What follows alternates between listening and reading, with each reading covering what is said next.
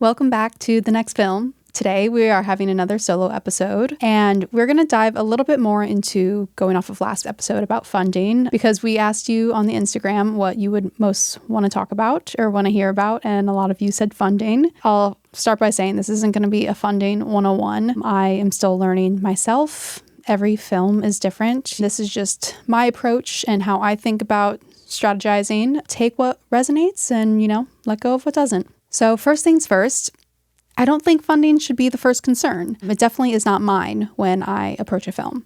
I know that it's going to be funded and that I will find it and figure it out. There are things, though, that I have in place. In the last solo episode, I dove into this in terms of getting the development funds and how, I had all the things in place that a pitch has, even though it was more of a conversation. And that's a similar way in terms of how I think about the funding for the whole entire project as well. I am very clear about the vision, tone, story, character. And yes, there might be things that are evolving as we go along, but those little script changes are only to elevate what's already there, and we can still move forward. But the overall story, character, everything is already in place. I already can see the movie in my head. I feel really good and passionate about it. I think that's really what's so important, is just being so confident in your voice, in your film, in your ability to execute it. Another thing with confidence is knowing where the money's going to go. If, I wrote you a check right now, where would that money be going? Do you have a plan for it? Do you know exactly where every dollar is going to be? And if you don't know, that's going to show in your pitch. When you're talking to people, whether it's $1,000 or $100,000, people are investing in you. They're giving you money because they believe in you. They believe in your ability to execute it. And so before I talk to anyone, I have my plans for why I need that money and why it is that amount. Because if someone asks you, it's well, why couldn't you do it for less? Or why couldn't you do it for this amount? You should be able to answer that. For my first feature, I knew I was able to pull off a higher production valued film for the money I was asking for, because of the crew that I had, where we had just all made the short together, and it was all of our first features. So we were able to do it for smaller rates. We were able to do it fast. And I knew that these locations that I had access to, that I was able to get, more production value out of them, and that they would look good on screen. When I have the opportunity to pitch people, I know exactly what I'm asking for. I have that confidence, and I can truly look at them in the eyes and say, you can trust me with your money. Before you think about funding, you should know your film inside and out. There have been many times along both the journey of my first feature and this one now where I have had the opportunity to pitch without any notice. And thankfully, I've been ready in each moment. When I was doing my first feature, I think I touched on this story in another episode. I was bartending at a cigar club. This opportunity came out of nowhere, where my boss, because he, was helping me, he was a great guy, and he was like, I think you should pitch to this regular of ours. And super nice, but had no idea that he would be interested in that at all. But again, I was ready and prepared. So I didn't waver. And I was like, yeah, sure. So I literally behind the bar as I'm working, pitch to this guy. I honestly was pitching him he might be down for a few $100. I want to say the pitch was just a few minutes long, maybe 5 minutes. Feels like forever ago now, so I can't tell you exactly what was in there, but it was definitely the story, the log line, why I think it's going to be successful, probably about the short, or he already seen the short or something like that, my plans with it, why I know I can pull it off. By the end of the few minutes, he said, that all sounds really great. Put me down for 10K. And I was like, what? He was someone who I had no idea that would, first of all, I didn't know he had it like that, but I didn't know he would be interested and, to that amount. There's a couple things there, and it's always, be ready to pitch, but also you never know where investors are. In last week's episode with John Michael, he even said how he already was on the way to do his micro budget feature. The dates were already set. He was ready to pay for all of it. Someone randomly came in and split the price with him. And so all of a sudden he had these investors because he already had all that stuff set in place, right? And again, with this next feature even, I had an opportunity to pitch myself at a party.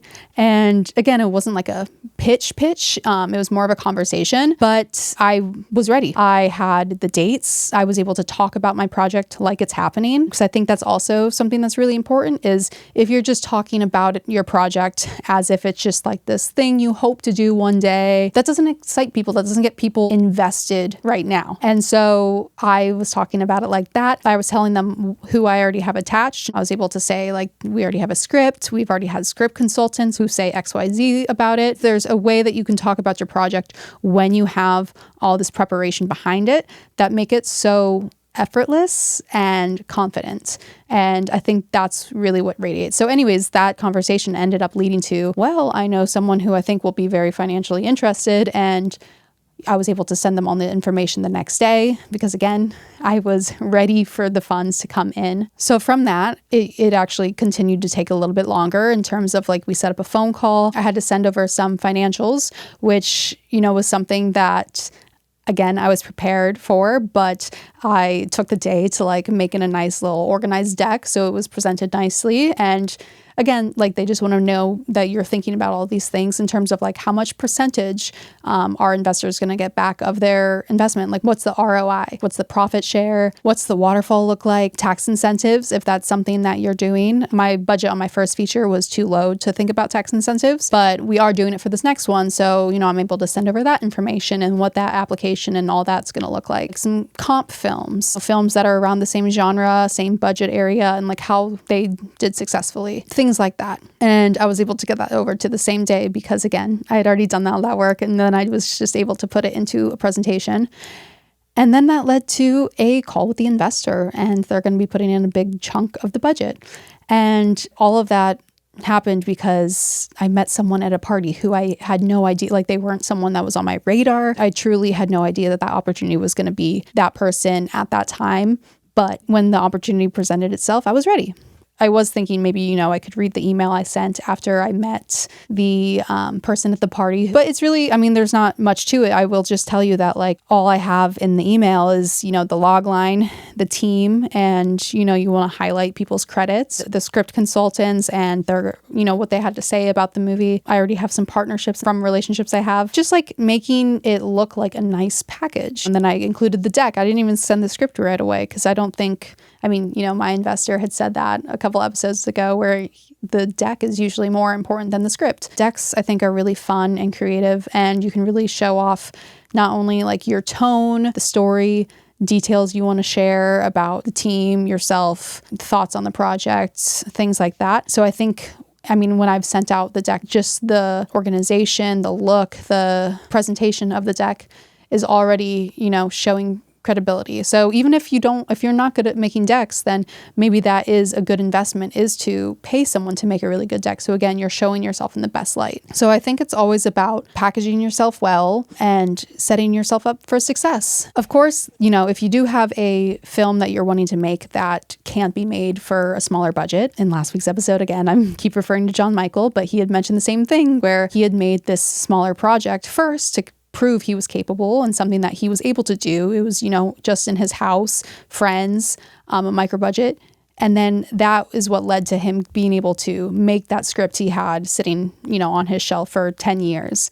And I actually have a film as well that I had written a couple years ago that just feels like it's meant to have a bigger budget, meant to have a bigger cast. It just feels like a film that wanted to be set aside while I focus on this other film that I really love and I'm excited about, but also that I can make at this budget level and still make look like it was made for more. That's something that you really have to trust your gut on and kind of figure out what feels right. And I've had another friend as well who came to me who had a larger budget and felt overwhelmed because, she wanted to make this movie and didn't know how. And I was like, well, how much could you make it for? Can you go make it for that? And obviously I'm not the first person to say this. I'm pretty sure the Duplass brothers shout it from the rooftops, but I think she knew that answer and just someone needed to tell her that.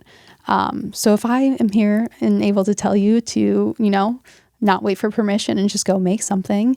I hope I can do that for you. So again, I don't think funding should be your first concern. Know your film inside and out. Know exactly where every dollar is going to go. Be ready to pitch at any moment. Plant a flag. Set the dates. You'll find once you set that date, so many opportunities come to you. It picks up momentum. Getting creative with how you can best package your film and get people excited about it.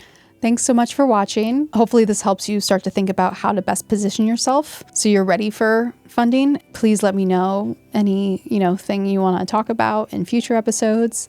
We'll be having more guests coming on soon. I'll be giving more updates on my film specifically as we keep going. Thanks again.